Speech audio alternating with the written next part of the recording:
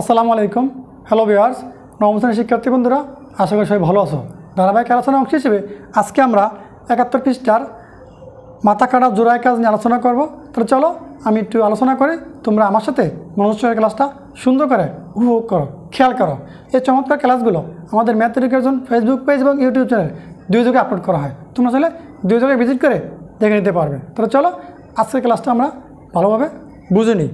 দেখো, শুরুতে বলা আছে যে কোনো ডিভাইস ব্যবহার করে নিচে ছক 3.3 পূর্ণ করো। কয়েকটি করে দেওয়া হলো, দশমিকের পরে 5 ঘর পর্যন্ত নাও। দেখো, ছক 3.3 আমি তুলে রেখেছি।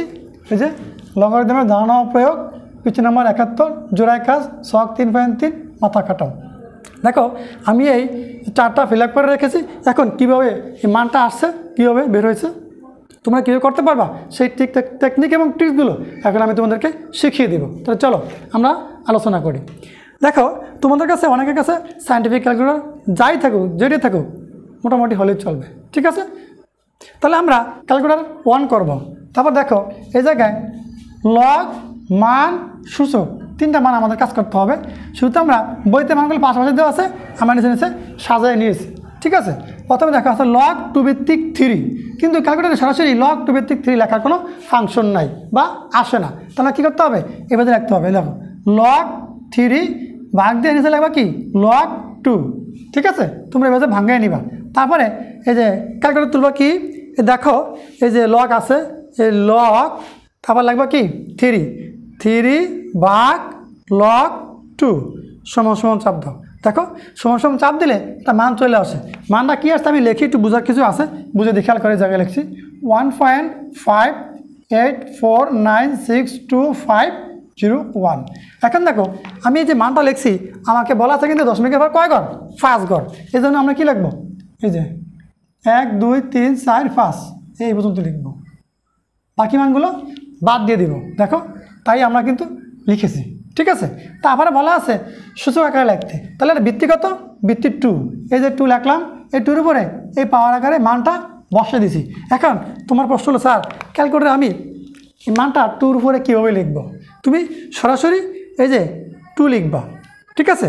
তারপরে এই দেখো x² এবং লগের মাঝামাঝি পয়েন্টে একটা ক্যাপ চিহ্ন আছে, এরকম দেখো, এরকম একটা চিহ্ন আছে যে তুমি 2 লেখার পরে তারপরে ক্যাপ চিহ্ন দিব, দেওয়ার পরে তুমি সরাসরি এই মানটা উঠিয়ে দিবা, তারপরে ইকুয়াল দিবা, দিলে দেখবে একটা মান চলে আসবে।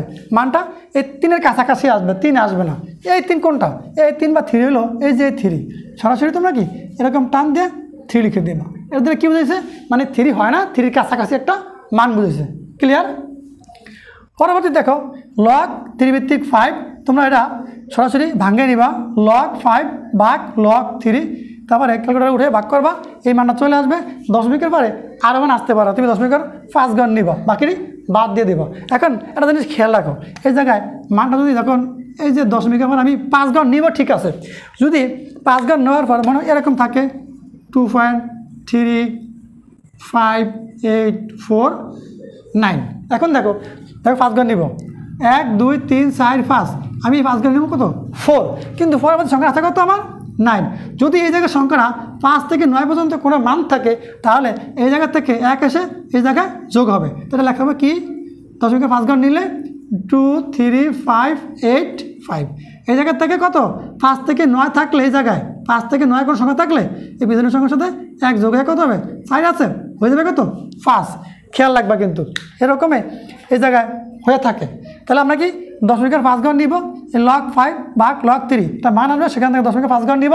তারপরে এই যে 3 ভিত্তি 3 আছে, এই 3 বসালাম, তারপরে এই পাওয়ার আকারে মানে কি এই ক্যাপসিনো দিয়া এই মানটা বসায় ইকুয়াল দিলি দেখবা কি এই 5-এর কাছাকাছি একটা মান চলে আসবো। এই 5 কোনটা? এই 5 কিন্তু আমাদের এই পাওয়ার 5। ক্লিয়ার? একইভাবে লগ 4 ভিত্তিক 7, এরা সরাসরি ভাঙানো নিতে হবে, লগ 7 ভাগ লগ 4, তোমরা যদি ক্যালকুলেটর উঠে ভাগ করো তাহলে এই মানটা চলে আসবে।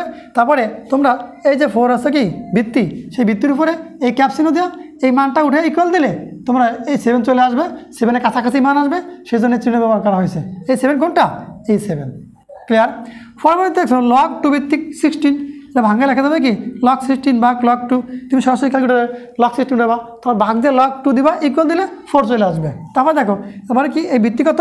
2, তারপরে 4 বসাবা, ভিত্তির পাওয়ার পাওয়ার দেবে কোনটা দেওয়া এই ক্যাপ চিহ্ন ধরা 4 দিলে 2 এর পাওয়ার 4 মানে কত 16 এক প্লেট মানে আসছে এই জন্য সমান হয়েছে ক্লিয়ার বিষয়টা। পরে দেখো লগ 5 ভিত্তিক 3 লেখা যাবে লগ 3 ভাগ লগ 5 এটা যদি ভাগ করো মানে চলে আসবে এরকম তোমরা দশমিকের পরে 5 গণন বাকি মান বাদ দিয়ে দেব। তারপরে এই ভিত্তি লেখা তো 5 লিখবা তারপরে ক্যাপ চিহ্ন দিবা তারপরে কি এই মানটা পাওয়ারে বসে ইকুয়াল দিলে ক্যালকুলেটারে আসবে 3 সেই 3 কোনটা এই 3 মানে 3 একটু কাছাকাছি বা কম একটু বেশি আসে এই জন্য কি এটা দ্বারা প্রকাশ করা হয় যেটা 3 কাছাকাছি বা 3 বেশি কোনো মান। পরবর্তীতে দেখো লগ 10 ভিত্তিক 4 এজন্য শুধু লগ 4 লিখবা কেন লিখবা আমাদের এই ক্যালকুলেটরগুলোই আমাদের 10 ভিত্তিক মানে লগারিদমের ফাংশনে 10 ভিত্তিক আকারে করা আছে এজন্য কি লগ 10 এর কাজ করতে হবে না সরাসরি মান চলে আসবে এজন্য কি লিখবা লগ 4 ক্যালকুলেটর চাপ দিলে তোমার এই মানটা চলে আসবে আমরা দশমিকের 5 গণ নিচ্ছি বাকি মানটা বাদ দিয়ে দিছি। তারপরে ভিত্তিগত 10 এর পরে এই ক্যাপ চিহ্ন দিবা তারপরে এই মানটা বসাই দেবা তারপর তুমি ইকুয়াল দিলে দেখবা কি 4 এর কাছাকাছি একটা মান চলে আসবে এজন্য কি এই চিহ্ন দ্বারা 4 দিয়ে দেবা ঠিক আছে। এই ছিল আমাদের চার্টের মূল আলোচনা আশা করি তোমরা সবাই বুঝতে পারছো। 71 পৃষ্ঠায় লগারিদমের ব্যবহার নিয়ে কথা বলবো। দেখো বলা আছে লগারিদমের ব্যবহার বাস্তব জীবনে লগারিদমের অনেক ব্যবহার রয়েছে নিচে কয়েকটি উদাহরণ আলোচনা করা হলো। দেখো চক্রবৃদ্ধি মুনাফা লগারিদম কি বলছে তোমরা সবাই চক্রবৃদ্ধি মুনাফার সাথে পরিচিত স্মরণ করে দেখো চক্রবৃদ্ধি মুনাফায় মূলধনের সূত্রটি নিম্নরূপ। দেখো মূলধনের সূত্রের একটা সূত্র আছে সেখানে বলা আছে কি a = p × 1 + r whole the power n। এখানে এ হলো চক্রবৃদ্ধি মূলধন পি হলো প্রারম্ভিক মূলধন বা প্রাথমিক মূলধন আর হলো মুনাফার হার বা সুদের হার আর এন হলো কি সময়কাল বা সময় ঠিক আছে। দেখো ওগুলো নিচে বলা আছে যেখানে পি প্রারম্ভিক মূলধন এ চক্রবৃদ্ধি মূলধন আর চক্রবৃদ্ধি মুনাফার হার এবং এন সময়কাল ঠিক আছে। চলো তাহলে আমরা পরবর্তী একটা প্রশ্ন আছে সমস্যা কি বলছে 8% চক্রবৃদ্ধি মুনাফা হারে চক্রবৃদ্ধি মূলধন কত বছরে দ্বিগুণ হবে আমি জানি না। এখন এই চমৎকার প্রশ্নটা আমরা সবাই মনোযোগ সহকারে বুঝে নিব। তাহলে চলো আমরা মনোযোগ সহকারে সবাই ক্লাসটা উপভোগ করি। দেখো শুরুতে আমরা একটা দাগ দিয়ে এখানে লিখব তারপরে এই যে 8% হারে তাহলে কার মান আর এর মান আর = 8% দূর করতে হলে কী করতে হবে 100 দ্বারা ভাগ করতে হবে যে 100 দ্বারা 8কে ভাগ করি আসবে 0.08 ঠিক আছে। মুনাফার হারে চক্রবৃদ্ধি মূলধন কত বছরে দ্বিগুণ হবে তাহলে প্রাথমিক মূলধনকে বস করে ফি দ্বারা ঠিক আছে। তাহলে আমরা কত বছরে দ্বিগুণ হবে জানি না দ্বিগুণ মানে কি তাহলে প্রাথমিক মূলধনের 2 দ্বারা গুণ কত হবে তাহলে কত আসবে 2 ফি তাহলে কি চক্রবৃদ্ধি মূলধনের মান ঠিক আছে। আর আছে কত বছর মানে কি সময়কাল তাহলে এন = কী হইব 8 তাহলে লাগবা কি আমরা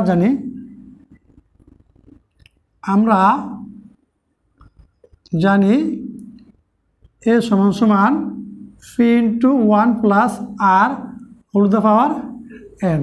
তাহলে এর মান কত দেওয়া আছে a = লাগবে 2 ফি = p বসবে 1 প্লাস আর এর মান কত আছে 0.08 এন রেখে দাও উভয় থেকে এই পিপি বাদ দিয়ে ইমপ্লাইজ দাও উভয় থেকে পিপি বাদ দাও থাকবে কি 2 = 1 আর 0.08 যোগ করলে কত 1.08 ঠিক আছে। তারপর বসাই দাও কি এন এই জায়গায় ইমপ্লাইজ দাও এই এনটা আগে নিয়ে আসছে এখন আমরা লগ প্রয়োগ করবো এটা কী করতে হবে এন লিখবো তারপরে এই জায়গায় লগ লিখবো ভিত্তি হবে কত 1.08 তারপরে এটা যাবে কি পাওয়ারে ঠিক আছে। এন = দাও এটা সরাসরি লেখা যাবে না ভাঙে লিখতে হবে ক্যালকুলেটর করার জন্য লগ 2 লিখবা নিচে লিখবা কি লগ 1.08 ঠিক আছে। তুমি এখন এন = তুমি যদি এই লগ 2 এর লগ 1.08 দ্বারা ভাগ করো 9 কাছাকাছি একটা মান আসবে এই জন্য কি এই চিহ্নটা প্রকাশ করা সরাসরি সমান দেওয়া হয় না লিখবা কি 9 এইটা আমার প্রশ্নের একের উত্তর। একটু বাংলা লেখা আছে লিখে দিবে মূলধন প্রায় কয় বছর দ্বিগুণ হবে সুতরাং মূলধন প্রায় 9 বছরে দ্বিগুণ হবে